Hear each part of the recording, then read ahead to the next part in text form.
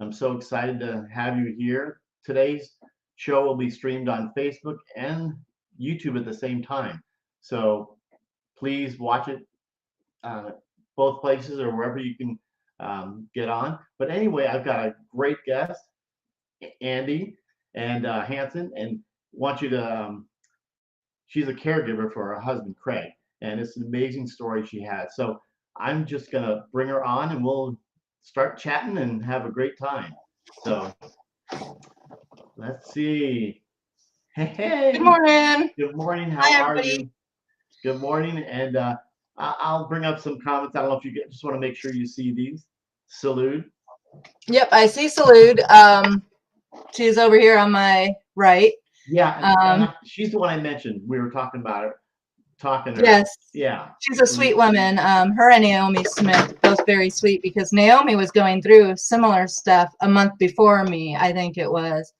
Um, so very good because, the group, as I told you, I actually like to say thank you to Circumstance Stroke Survivors, Erin Levy, um, you and everybody else that last year really just kind of came around me and were there for me and allowed me to talk or text or whatever it was that was needed. So I do really appreciate that.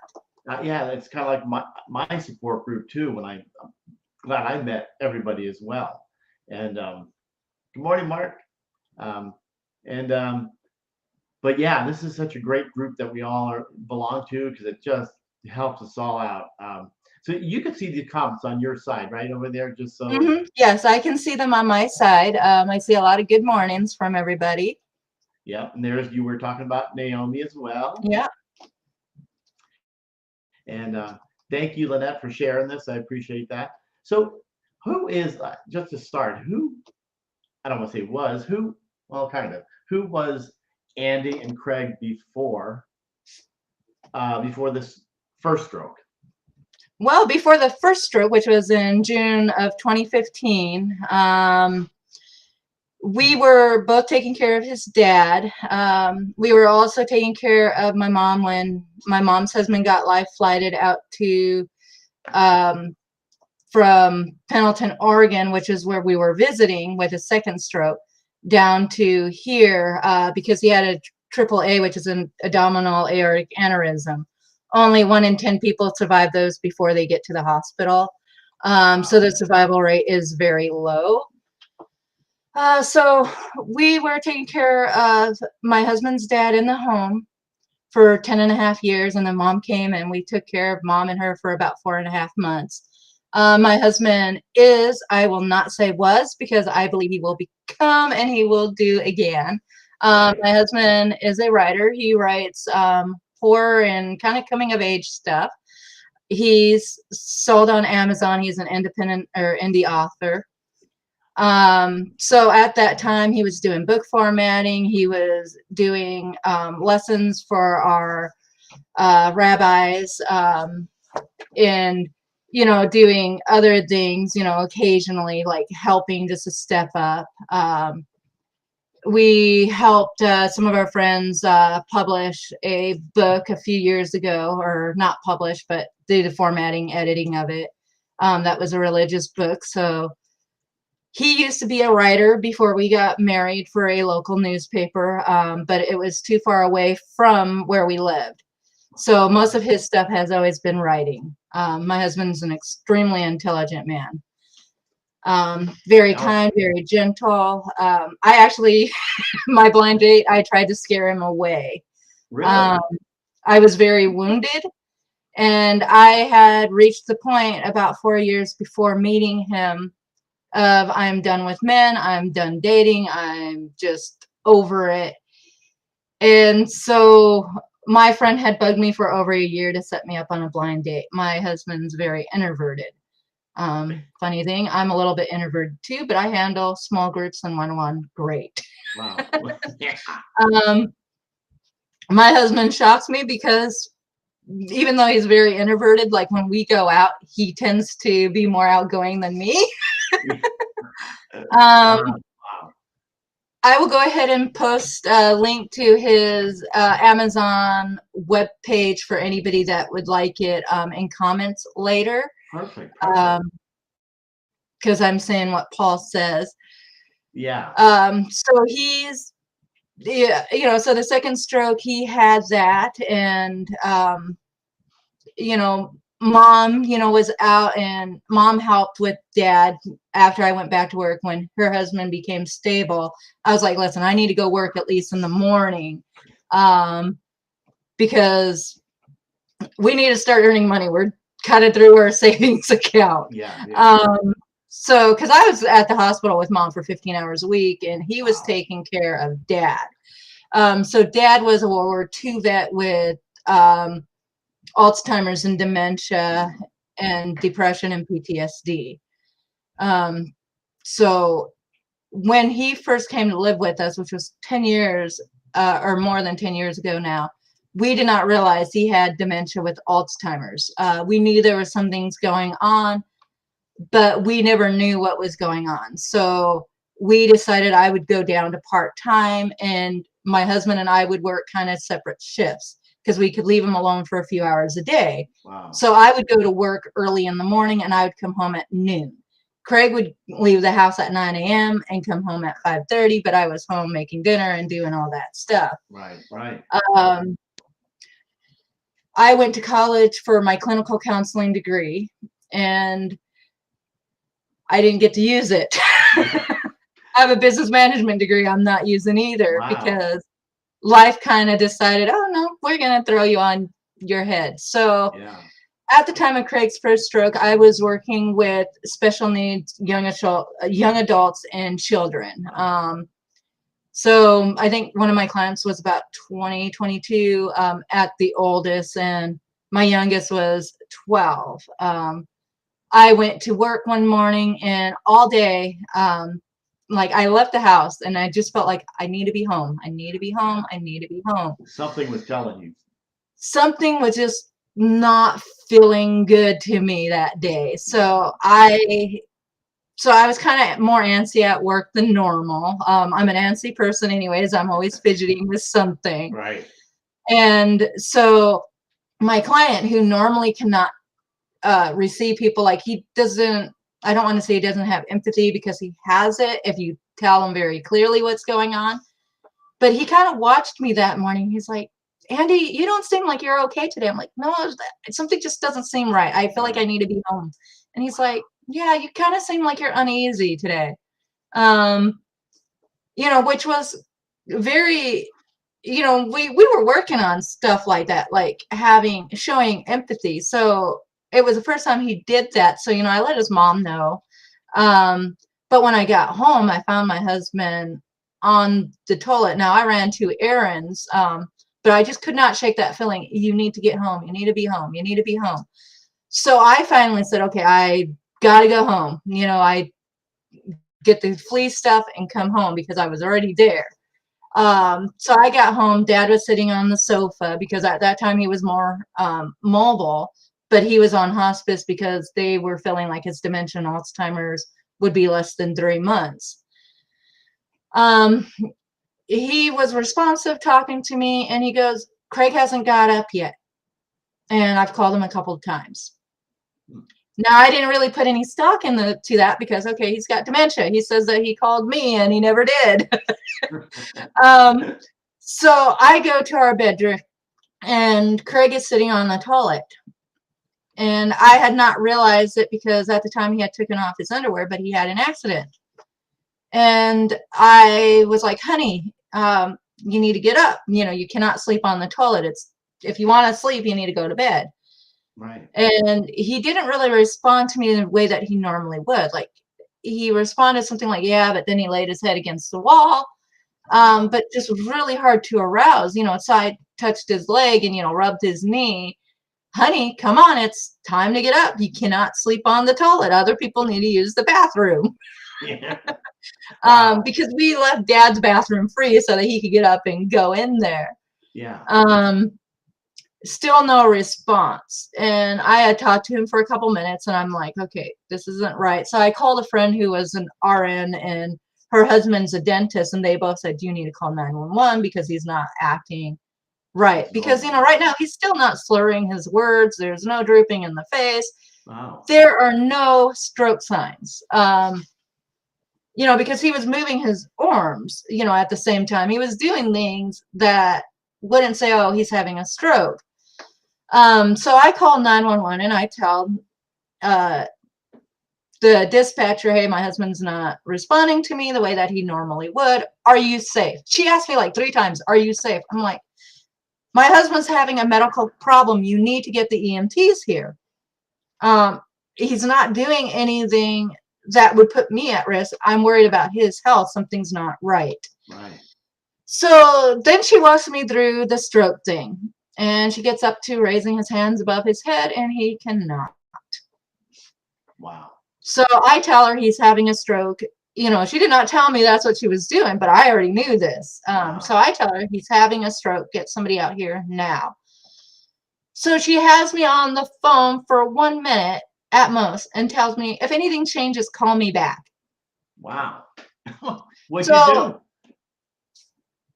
I prayed nothing would change. I was so scared because they just hung up on me. Wow. Which is horrible because you would think 911 should stay with you while you're having a medical crisis. Yeah, of course. So the EMTs get there and they're asking me, did he try to take his life? No, he's not depressed. He's usually, there's nothing going on that would make him do that. Right. So I ended up having to deal with EMTs coming. By the time they got him into the ambulance, he crashed. So they had to restart his heart and restart his breathing. Wow. I had contacted, because at this time I still did not know he had a stroke. So I had contacted the social workers from my husband's dad's hospice, and they sent out people during the day right away, but it took them 2 hours. So 2 hours later, I get to the hospital. And they send in a chaplain to talk to me. And they're like, well, do you have anybody that can come? And they go, well, we're sending him to Providence St. Vincent's. So we went to Providence St. Vincent's, and neurosurgeon, he was great. Didn't ask me how did this happen. He was just like, okay, this is what's going on with your husband.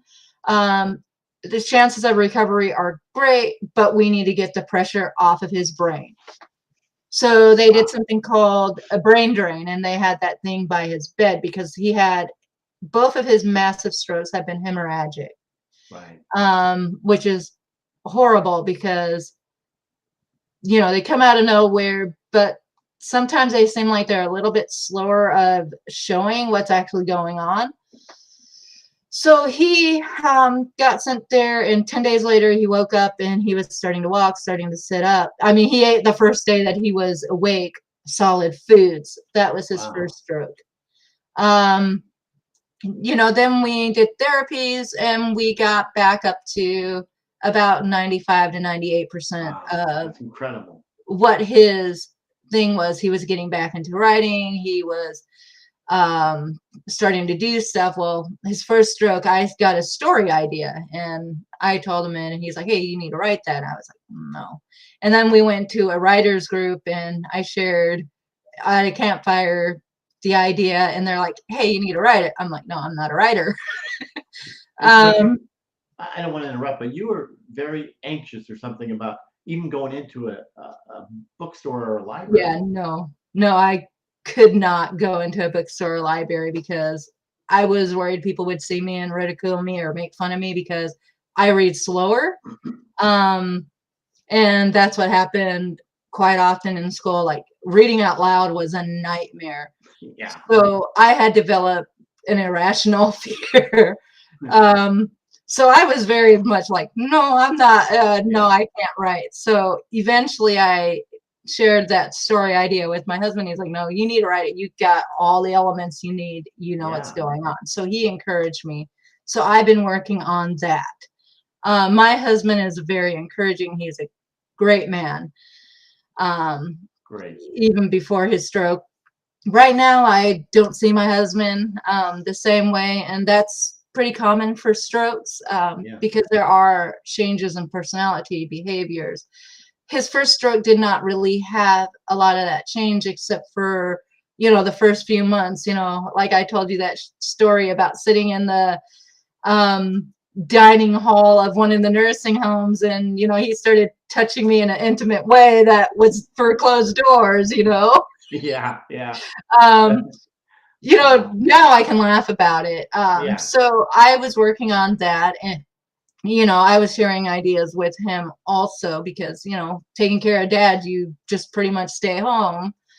So it gave me something to do, outside of just doing anything. Well, we would take dad to the hospital, even after Craig's stroke, and they would be like, "Oh, I wish you could teach classes about caregiving Yeah. and stuff like this," because I'd go in and I'd talk to the staff about what I was doing with dad, or I would correct somebody, because they'd come in and they would do things, and I would be like, no, wait a minute, that's not quite right. You're putting him at risk for another fall. You're putting him at risk for injury. This would be better than that. And nobody really ever took that as an offense, because I wasn't being rude about it. It was just like, hey, wait a minute. Often they would be like, yeah, okay, your dad because he lives with you, so you know what you're doing. So at the hospital, I often had the authority to do transfers. I did that with my husband, because I just kind of already had the experience. I knew how to, do what needed to be done without them having to do a lot of training. But often they have to have you go through PT, OT, Yeah. and then they write off. But it's like they come in there 5 minutes and, yeah, no, you know what you're doing. Go ahead, you can take him to the bathroom or whatever. But his last stroke, we were visiting my mom and my sister. So, now we've regained everything. He's writing again, he's talking again, he's doing everything normal again. And so my sister started texting me, after her husband had died, that she was having a hard time. I wanted to go out pretty much right away, but at that time we could not, Right. because I had just found a job. So it was not like I could go out to my sister who just lost her husband, because financially we would not have made it. Right. Plus she said, no, go ahead and just stay home. So we stayed home, but then she started sending me text messages. I'm like, I think we need to go and see my sister, and my mom, because there's some things going on with mom that we need to discuss with my sister. My sister had just buried her husband 6 months before the second stroke. So we decided that we'd go out, take mom to the Pendleton Underground. If you ever get to northeastern Oregon, the Pendleton Underground is one of the best tours I have been on. Yeah, you mentioned. Saying it's still around because there was a fire in the underground tour somewhere or near it. I don't know what's going on with that, but my husband walked up a bunch of stairs, walked down a bunch of stairs, had absolutely no problems all day. As the day progressed, he started getting congested in his nose, and we were thinking, okay, we're both allergic to mold and other things, which are probably down there, mold and dust. Yeah. So it's just probably allergies. So I didn't really think anything of it, because we're not having any stumblings, nothing. So we take mom and her husband to this casino for dinner, because that's where he picked. We went and we had a nice dinner, and then we came back to the hotel after we dropped mom off and went to the store. I walked the dog, and again, it was like, I need to be back I need to be back. And, I just had that feeling. I got to get back to the room immediately. Same feeling. Same thing as the first time. Wow. So, I try to calm myself. Oh, he's doing fine. We've had a great day, maybe tired, because that's a lot of walking down there, and they're not exactly handicap accessible. I think they might have some parts of the tour that's handicap accessible. They can make some accommodations. I believe there was like elevators and stuff, but he decided to use all the stairs, so I didn't really see about any of their accommodations. So again, I was feeling like I need to get back. So I come in the room, and he's wearing, his underwear and his t-shirt, getting ready for bed, and he takes his evening meds with the chloracetine HPP, which is the blood pressure med one, for allergy and cold. And so after he takes that, he's talking to me, and we're talking about stuff, and it was kind of like we were talking about not being intimate that night, because he's like, I don't know if I'm sick or if it's something. And then all of a sudden he started, he popped in a cough drop. He was still fine. And all of a sudden he started breathing funny, was breathing too fast, and got really euphoric. Like, that cough drop was the best thing in the world. So my first thought is somebody laced that. So this is drug related, because furthest thing from my mind is stroke, because usually when he's had, because he's had TIAs, which are transient ischemic strokes. When he's had those, I've had some stumbling, I've had other, balance issues, speech issues, tone of voice issues. I am somebody that I realize strokes by his tone of voice, because he gets a stroke voice. Never heard of it. I'm the only one that uses that term as far as I know. But he gets what I call his stroke voice, because his tone of voice changes very differently. So now we're back at the hotel, and he's breathing funny, and he lays down. And he's like, oh, this is the best cough drop ever. I'm breathing so good. And I'm like, honey, are you sure you're okay? Yeah. I'm like, and I don't know why I did this, because it's probably the only thing I could think of to tell him, no, you're going to go to the emergency room. Because I'm still thinking drug interaction. So I'm like, honey, if you're okay, lift both your hands over your head. Can he? He could only lift his left hand over his head, his right hand. Only his middle finger came up off of the bed. So you knew right there.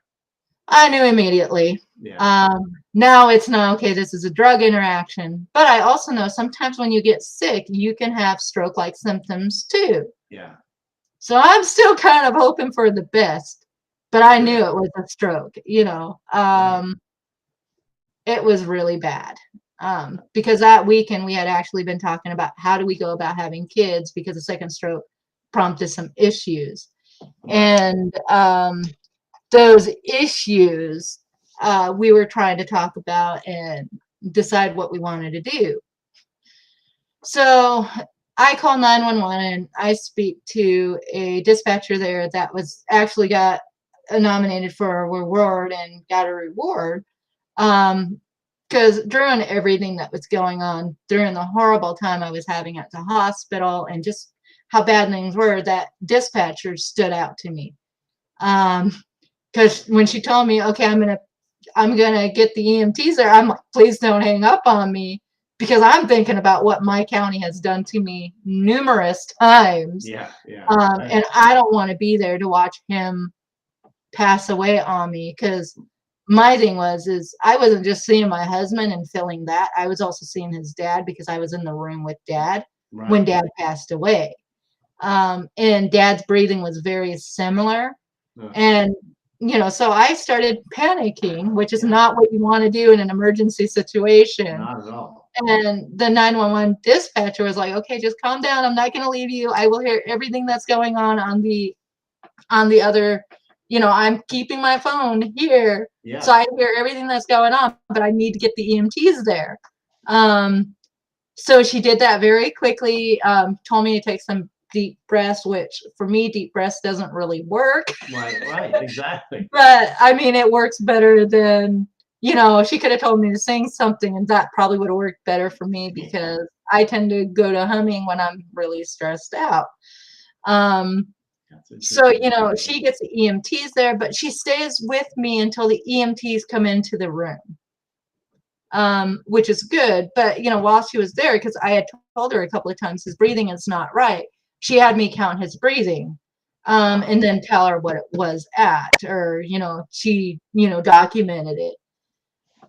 She was real calm, never once yelled at me. I've had the EMTs here yell at me, you know, and I'm sitting there, or not EMTs, but 911 yell Right. at me from my county, and I'm sitting there going, okay, that's not going to help me stay calm. Yeah. Right. I don't know how I do it here, but in Pendleton, Oregon, I don't know what happened. I just completely lost like that ability to remain calm under pressure. Right. So the EMTs get in there and they do, I want to say it was a code 3 where it's light, siren, critical patient. Wow. Um, How far was the hospital? the hospital from the hotel room was Yeah. like 3-4 minutes. Oh, okay. At most, because Right. we were up on the hill and they were down on the bottom of the hill. I mean, it felt like it was an eternity. Yeah, sure. Yeah. So they light and sirened us, and now we had our family dog, and the EMT was like, "No, you need to bring your dog with you. That's you need," because I was going to just leave her in the kennel, and EMT was like, "No, bring that dog back. Bring her with you because you're For going to need therapy, her." you think? I think that's probably because I think the EMT knew that I was really struggling. Yeah. Because we just had buried his dad in December of 2018. So it wasn't even a year between. Now they didn't know that, but I was still struggling with that. I decided to take time off from caregiving and everything, just to kind of regroup and recuperate. Because when you watch somebody die that's that close to you, it leaves an impact. Yeah. You need your time. You need me time. Yes, and I needed that time to be able to recharge. And so, you know, I took care of Dad and took care of my husband, you know, and now, you know, so we get to the hospital and they send him immediately into CT because we know what's going on. And I mean, I didn't even get back to the room and they were already telling me, they brought him into CT and they were already telling me, he's got a brain bleed. We need to life flight him. And I had asked him, I'm like, please send him to Portland. This is where it went really bad very quickly for us. Now, how far was that? Was it a life flight? Or Portland was 4 hours away, Wow. 4.5 hours away, depending upon how you go. But life flighting him would have took 45 minutes. Yeah. Plus, it would have been better because I would have been able to apply for, once I lost my job, I would have been able to apply for assistance and services. And this is something that's real important to know and understand. When you have a catastrophic medical condition, stroke, heart attack, whatever, when it pulls you out of work as a spouse, as a child, as a parent, however that happens, it's good to, especially when things are not looking good, to start applying for services that you will need to help you. Right. I would not have my apartment had it not been for my congregation and for some people that were through that congregation and through friends from another congregation that we were at, because they made sure I had rent money. They made sure I had money to get groceries and get food and do other things, because when you're the hospital that they sent him to was Cadillac, which was in Richland, Washington. Yeah, so it sounds like you had a great support system. Not the second time. The first time I had a great support system. Second time I had a great support system that was outside. Okay. Not people that were necessarily there physically. And that's also important to have, is because sometimes you need somebody that can just give you a hug and, you know, not necessarily tell you everything's going to be okay, or somebody that can make sure that, hey, you're eating meals, you're doing things that you need to do, because when you're, especially that first few days of being in the ICU, you're not thinking about taking care of your basic needs. You're thinking about taking care of the one that's going through the issues that they're going through. Exactly. You know, I hardly ate anything, you know, the first 4 days, 5 days. I probably ate maybe one meal a day if I was lucky. Wow. Or sometimes it was maybe just a gluten-free oatmeal cookie with a Dr. Pepper. which is Wow. not good, but it was at least calories. Yeah. I tried eating at the hospital. I have a wheat and barley allergy, and I got contaminated at the hospital, so I broke out in hives, and Wow. that's no fun. Yeah, I can imagine doing Um, that. no, so so they sent him to Cadillac, which was 90 minutes away from my sister and my mom. My mom, I love her, but she's not support. Wow. I end up, like, when her husband came, I was named my stepfather, her husband's power of attorney Wow. back in 2015, because when she came, she was not able to make decisions. So my mom decided to tell the hospital that we were moving out to Pendleton. Wow. No, we were not. Which I think that's part of the reason why we got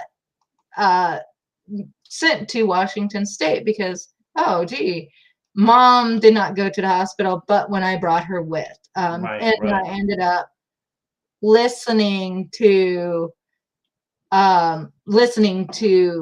her problems, her worries, and it did not help me, because at that time I don't have time to take care of mom at the same time. I Yeah. love my mom, but she was not helping. Right. I didn't want to rely on my older sister, because, as I had shared, she had just lost her husband. You could see the, sorry to interrupt, but you can see the comment here. 'Cause Yes, you probably, it is very hard. It is rewarding, but it's important, as you said, to take time out for yourself. Usually my time out is when he's in bed sleeping. right. I go to bed after him and I get up before him.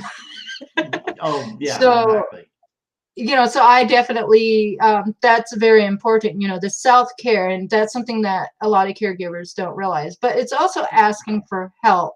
Like, if you need help cleaning, if you need help with taking care of their needs too, because suddenly you're not just taking care of your needs. Like, Right. my husband needs me. If he's up, I have to be with him. So cleaning the house sometimes gets shoved on the back burner, because It's last on the list.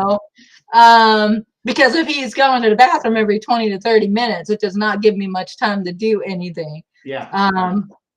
I don't know what my cat just knocked over in my bedroom, but something just got knocked Is over. Craig?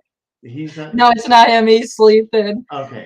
Because I heard the cat go meow, and it came from my room. So, You knew that. Wow. but like, when I was at the hospital, I tried to keep my mind busy, because if I sat there in his room and I didn't do anything, then I started thinking about the what ifs. Right. One of the problems with the hospital that we went to was I had to argue about life-sustaining measures with some of the nurses. Yeah, you've got to I'm be an gonna say advocate. it. You've got to be the advocate Yeah. for your husband. Yeah, and they even questioned, well, are you his power of attorney? I'm like, I'm his wife. I don't need to be a power of attorney. Wow. We've discussed what he wants to do. I had one nurse that worked with my husband a few times, and I was like, no, you need to, because she would sit there and tell me, your husband's never going to walk again. He's never going to read again. He's never going to talk again. He's never going to write again. Right. And it was all these nevers. It was so negative. Like, even I started having issues, and so I was like, listen, if my husband was in my place, if I was the one in bed and he was the one up here talking to you, he would be mad because you are making me or him fight for what we believe in. I was like, his heart has not stopped.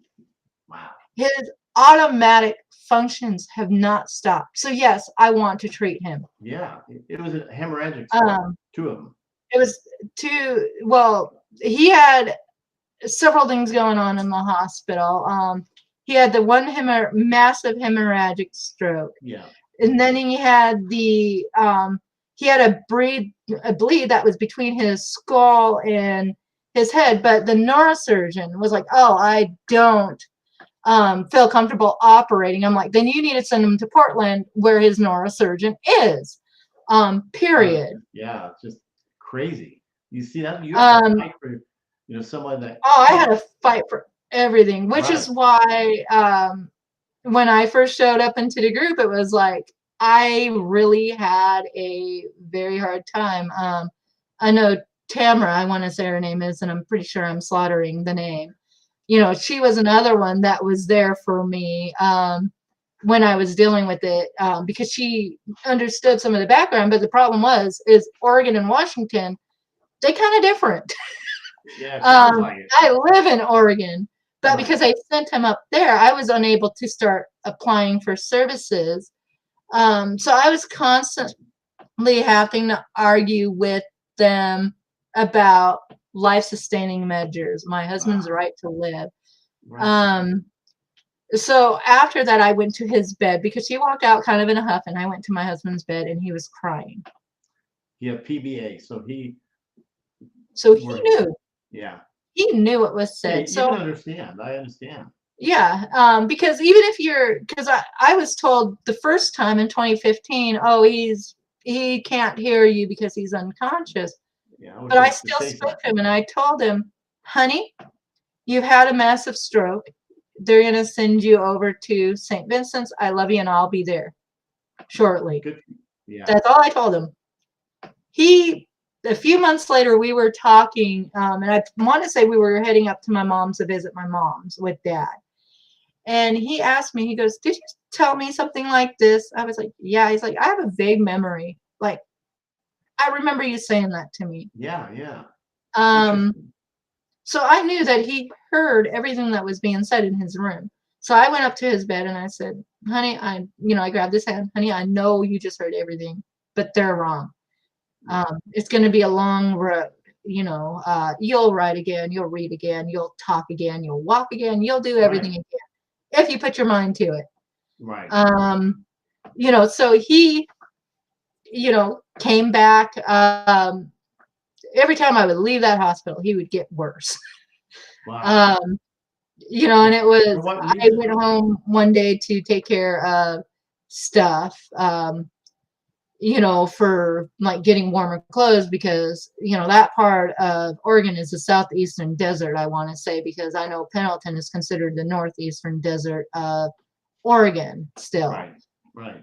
So it's kind of a cold area at night. It got cold, but in the day it would be nice and warm. Right. So I needed something that I could wear that would, that either I could throw on a sweater or do something, but I did not have enough in Pendleton for that. Plus, I only packed for 4 days worth of clothes. Yeah. So You eventually, I had to come back home and deal with it. Yeah. Um, You didn't expect what happened. A second no, stroke. Or, no, I never. I mean, it was the furthest thing away from my mind because he right. was starting to regain everything. Yeah. He was, he was able to be left home alone while I was working. He was working out 3 times a week at the gym. He was doing other things. Wow. So it was the furthest thing away. Yeah. But the second hospital, the neurosurgeon was like, well, tell me about how you got here today. I'm like, It's a long story, right? so I told him I'm still trying to figure out how we went from talking about how do we have children now with some of the issues to, and he cut me off and said, just take that off the table. It will never happen. Wow. Um, Wow. Another stab in the heart. I mean, Right? it crushed me. But the nurse that I had that night, and I just thank God that it was this particular nurse. She was an older lady, probably about the same age as my mom.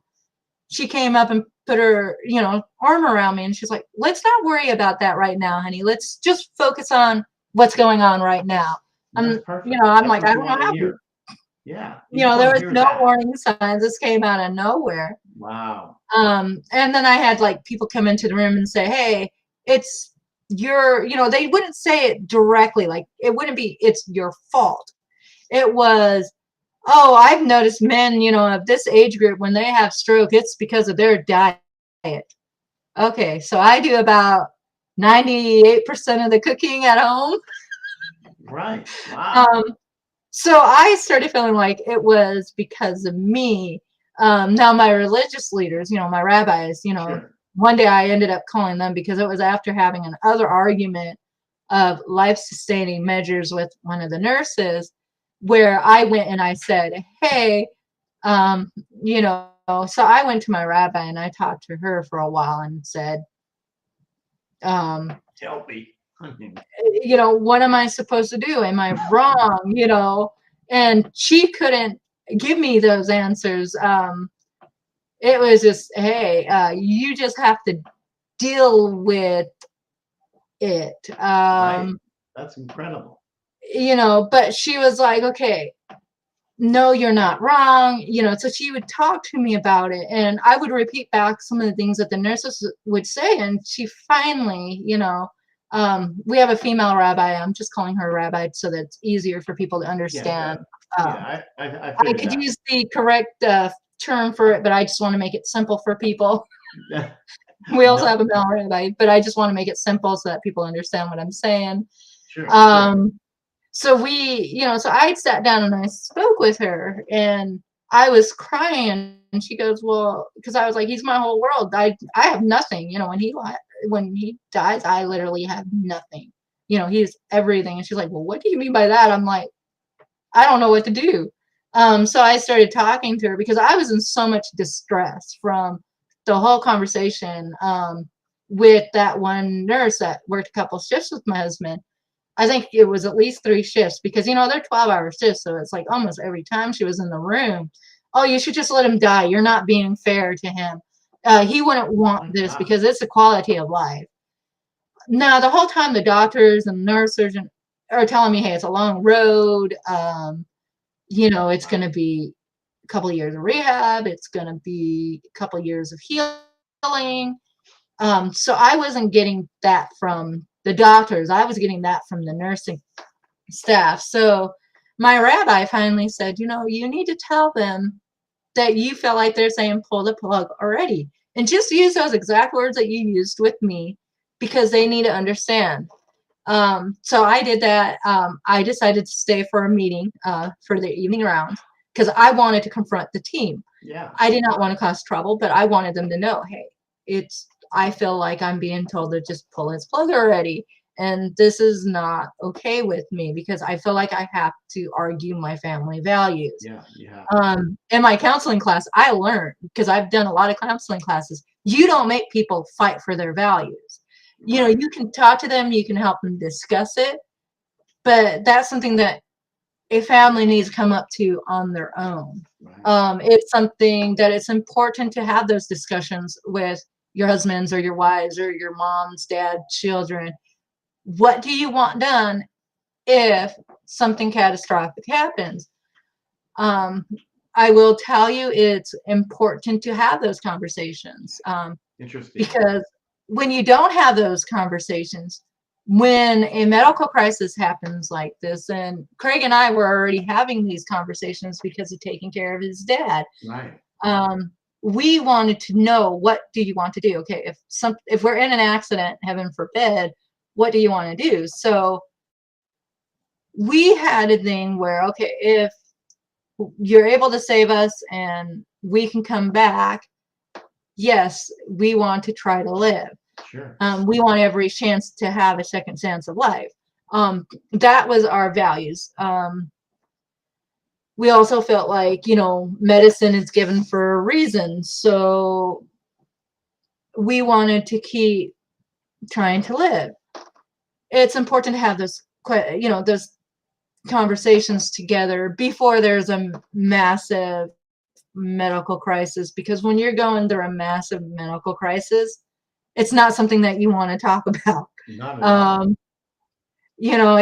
I was asked about the pulse, which is it's a form that you fill out and it says what your wishes pretty much are. If you want to have tubes, if you want to be put on a breathing machine, if you want CPR, if you want them to shock your heart, if you want all that stuff. So I understand what CPR is because I've had first aid, CPR training, all that stuff. So I understand what happens.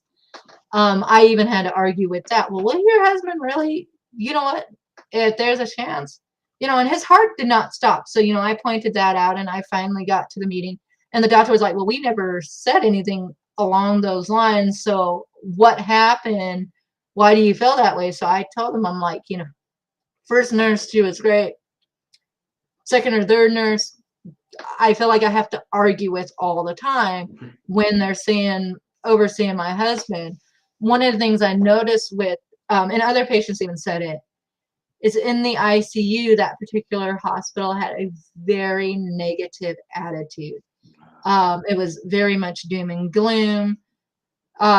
Even like patients and visitors had bad attitudes. Like my mom had told me while my husband was in the hospital, which did not help.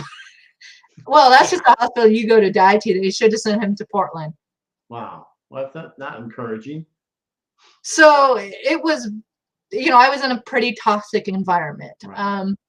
Thankfully, I had worked on, a couple years before, worked on a self-care plan in my degree. So I already had that going on. Right. So I knew to do things like I would color in, the hospital. I would take walks when I could. Because I did not want to be constantly in his room. I went up, my sister let me stay with her, which she's 90 minutes away. It was like, I'd go 90 minutes away and I'd help her, with whatever she needed help with. And then I'd, drive back up. And it felt like every time I went back home, every time I went back up to the hospital, I ended up having my husband take major steps back. Yes, I agree with you. People do need positive and uplifting nurses and doctors because it is important, because my husband is a people pleaser, not like me. You tell me I can't do something, I'm going to show you I can. Yeah. My Well, husband, let me ask you, I'm sorry, how was, after the second stroke, how was did you have to go to speech therapy, OTPT, or has he ever been told, like me, I plateaued? After 1 year, I plateaued. Now I'm coming up on 10 years. No, we just had a year anniversary. Oh. I will say that, we had in-home therapies. Wow. He was in the nursing home until April, and that nursing home was not good. Wow. And then COVID happened. So, Yeah. very important to take precautions. I know a lot of people are like, oh, it's BS or whatever. Yeah. No, if you're high risk, just take the precautions. Wear your mask. Please don't attack me. That's just how I feel about it. No, I'm with you on that. Because my husband may not survive it. You may not survive it. So just be careful, do what you need to do to keep your health safe. But yeah, so he went first to rehab because I did not feel like he would be safe at home because he was a 2-person assist. Yeah. My husband is a larger man. So, he's 5'10", almost 200 pounds. That's a pretty, I can pick him up if need be, but it would put me at risk. I would have needed a lot of stuff. Did not really have the house because we had moved up to the 3rd floor after I told him it's not a good idea. Right, exactly. Wow. So he went to rehab, and then from rehab was doing PT/OT speech. Then he came home and we had PT/OT speech nurse. And he did pretty good. And then PT was like, okay, he needs to go to outpatient. So now he's an outpatient. I was proud of him the other day because I needed to get something at Best Buy. And I was like, hey, honey, you want to go up to Best Buy with me? Because I wanted to deal with, because I've had online classes where I've had to use his headset to deal with the microphone issue. And it always falls off of me because I have a small head and he has a big head. So I decided to see if I could, because my laptop will hook up to Bluetooth, but my laptop is not a system that's going to play nicely with this. So I was like, okay, let me see what I can do. If I can get my computer on my Wi-Fi for my cell phone and for my other devices, and it worked. So he walked from my car into Best Buy. He walked around Best Buy a little bit, and then he walked back to my car. Unassisted? And that was the first time. Well, unassisted, other than me Right. being right next to him to make sure. So it's very important, you know, to do those therapies, to do the homework. Now I ride his backside all the time on his homework, on his therapies. Right now he's not doing speech. He starts that in a couple of weeks. OT he graduated from because he's doing everything that can be done. Yeah. You know, so I'm working with him, making sure that he does his therapies. If he tells me no, I've kind of started backing off because he needs to make some of the decisions for himself. I can encourage him, I can be a cheerleader, but I'm not going to fight with him and get stressed out about his therapies. Because that's the other thing, is that as a caregiver, our job is, yes, to push them, but our job is also, you know, to allow them to make some choices on their own, as long as they do not get hurt. Sorry to interrupt. This is she feels for you.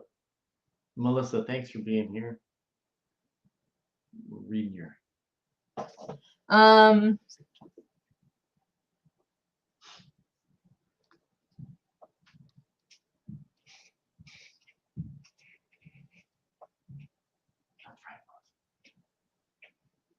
Yeah, the thing is with the VA, they, you know, my husband's dad was on VA too. Right.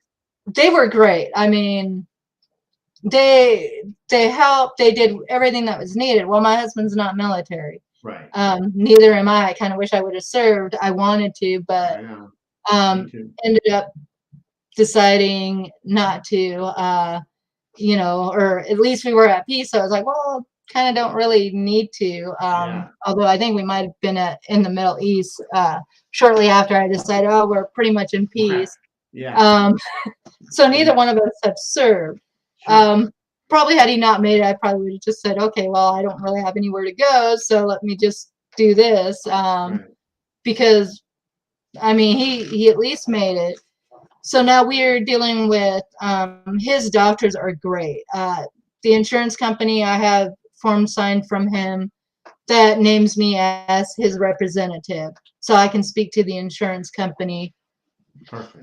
Getting the POA when you're like my husband and I were, well, I might be able to get it now since he's on Medicaid a little bit easier, but Craig and I have had that discussion, you know, so it's important to have it. Make sure that you have the stuff that you need. Right. So, you know, so we had speech come in, and, you know, she was like, well, you know, he's kind of at a plateau. I disagreed with it. Wow. Because no, he has not hit a plateau. You know, he's had several UTIs. You know, that's been something that we've been dealing with. Right. No matter what we did, he was getting UTIs. And they've been ongoing since January. So since before he came home, finally urology was like, oh, we're just going to put him on a low dose of antibiotics for the next 3 months. And hopefully that will clear it out of his system. When we were in Washington State, it was a huge fight. Like Oregon, not so much. Like I've had my husband in the hospital a few times, and as his wife, they listen to me. They allow me to help him. Yes. Washington State, very different. I probably need to think about getting POA just in case, you know, we ever go somewhere, because I'm anxious about any traveling now.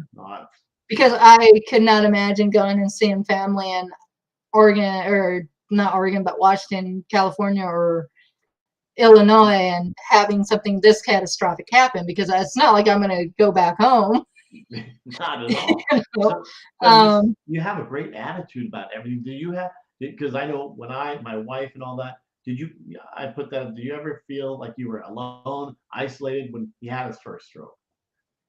Yeah, actually, I did feel, well, his first stroke, not so much, because he actually seemed like he rebounded, but it was very isolating. That's the thing is, as a caregiver, and because we were already being isolated when we were taking care of his dad in the home, Yeah. who I had shared was a World War II vet.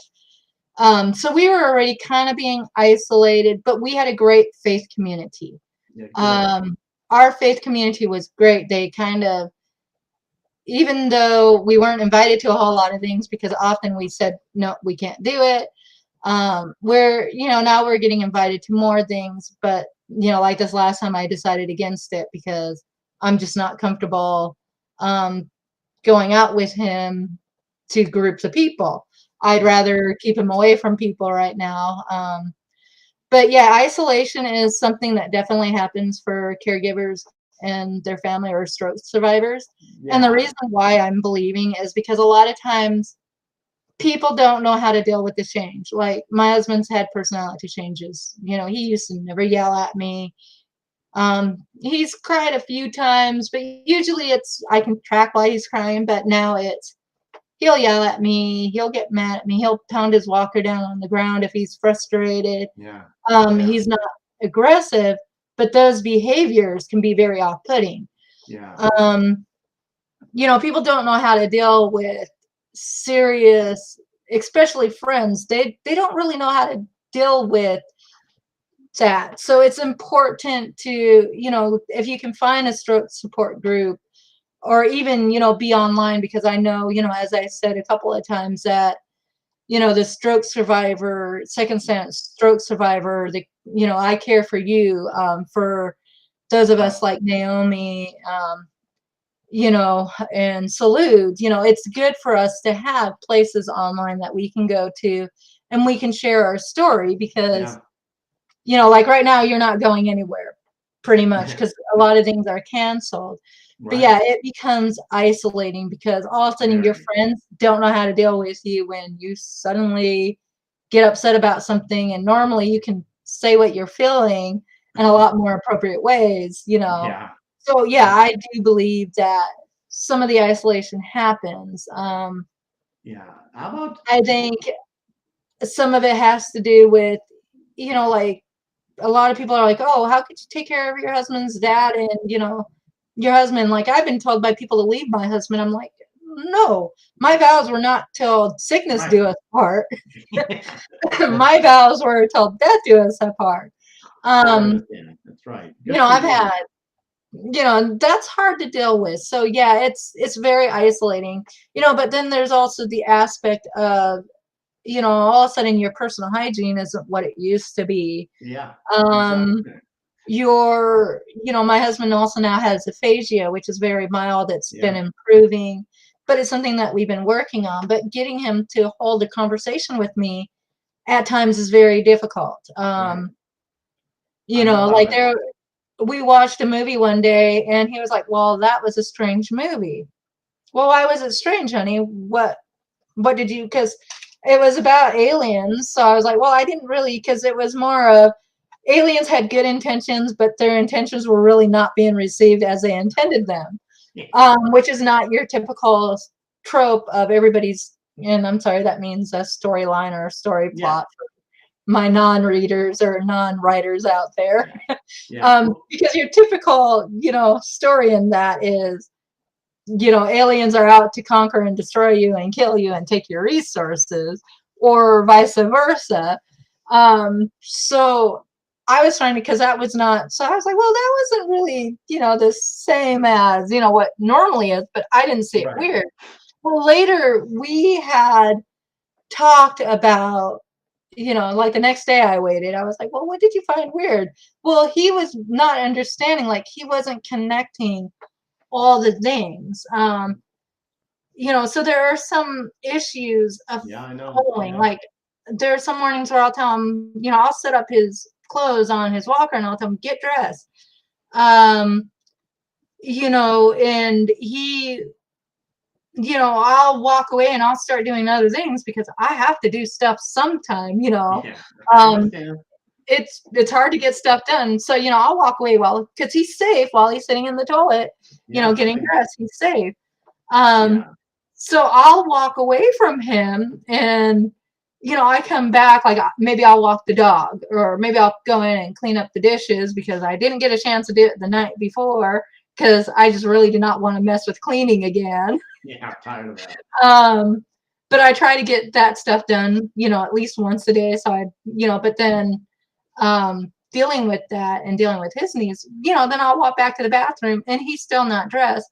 Naomi, part of, if your husband has speech and processing issues, that can lead into a lot of problems. I've noticed because I tend to talk fast, and I know that I have to slow down for my husband, but then I also have to allow him 30 seconds to a minute of response time. Yeah.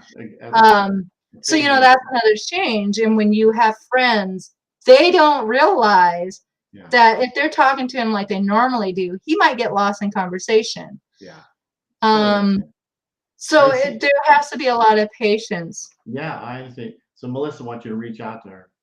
Yes, I can do that. Because I know we usually go about an hour, and it's just over that. Oh, so yeah. It's okay. Do you have any what would you like to say to other? Because there's a lot of caregivers obviously out here to encourage them. Because I know they've got to think, I don't know if I can deal with this anymore. Because but it is frustrating when I have a conversation with my wife. Sometimes my aphasia kicks in. Mine's not bad, but sometimes it goes in stages, and she has no idea what I'm saying. But when you're answering for somebody, I know what you're saying with people that don't know what aphasia is. So. Well, aphasia is something that affects language. So it's either you misuse words or, like a good example of this is when we were in the nursing home, my husband said he needed my lead vocals. Yeah. I do some singing too. And I was like, what do you mean you need, and at that time they had Christmas carolers. I'm like, well, I don't really hear the lead part. So I was trying to figure out what he was talking about. Right. But then he got real mad at me. And I'm like, well, what do you mean my lead vocals? And he's like, I have to pee. I'm like, well, you don't need my lead vocals for that. So it could just be as simple as using completely the wrong words. Sure. Or it could be saying his words. They can be the correct words, but in the wrong order. So, so aphasia, I'm still learning about that. I don't know much about it because it's newer to me. But I have somebody.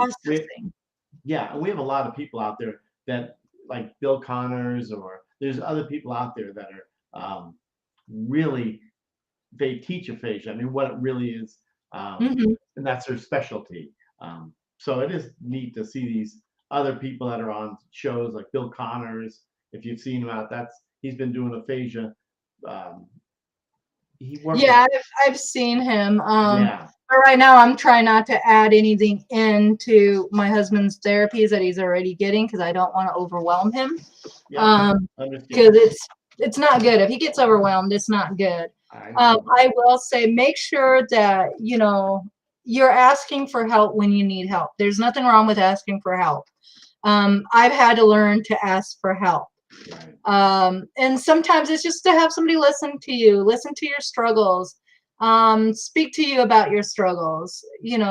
Sometimes that's really all you need, but it's important to also find, if you can get involved in a support group, get involved with people who are going through the same thing, because that will help you not be as isolated, but at the same time, know that it's okay. If I know my husband's on Medicaid, Medicare right now, but to start their services, if you have not done that yet and you need to have additional help, you can contact your local DHS office, and they can actually get you into speaking to the right people. I don't know, because I know that everybody's from different states. Sometimes even the adult protection services can lead you into the right direction, if you have questions. I think part of the reason why I'm handling it well is because I do have outlets. I write. I'm also working on a caregiving book, and that's some of the things that I'm working on, is talking about the beginning experiences, but then you're also going through the experience after everything happens, after they come home. Now you're dealing with the experience of suddenly you're no longer the wife. You are wiping the behinds and you're cleaning up messes. I try to encourage Craig to use his words with me as much as possible because I believe that will help with the communication. But also remembering people that have strokes, their brain's been affected. You don't know how their brain's been affected. So just kind of having more patience. You know, it's very hard, but also understanding that sometimes they just can't help it. And that's kind of where I struggle. Like this morning, you know, he woke up at 3 o'clock in the morning doing stuff he shouldn't have. And I kind of got irritated because I was like, I need to sleep. Yeah. I can't be up, you know, 3 a.m. in the morning and do a show at 8 a.m. because it's just not going to happen. So yeah, I would say make sure that you're eating, make sure that you're taking your showers and your baths, make sure that you're taking care of your basic needs too, because if you're not taking care of those needs and you're not reaching out for help if you need it, you will get burnt out and you will have other problems that will come in with the caregiving. So I think that's really what I like to say. I appreciate that so much. And I really appreciate you being on the show to share both your stories, not only Craig's, but your story as a caregiver. That's so important to keep yourself, get your me time, I always say. So I appreciate that. And I appreciate everybody being here. So that really, it was really good. And I know that Andie will put a link in the chat of the books, because I know like Paul wanted to look at some Well, of the I'm not books. even seeing how to write in this chat. Well, afterwards, afterwards, you can get back onto Facebook and you can Okay. type your comment in, and it'll come right on there. So All right, awesome. Yeah, so you'll be able to see it. So okay, yes, good. And I will probably do that after I get him up and get his day started. Thing, yeah. Also, if you could send me the YouTube channel so that I can send that to my sister, I would appreciate it. You got it. I certainly will. And I'll end this right now.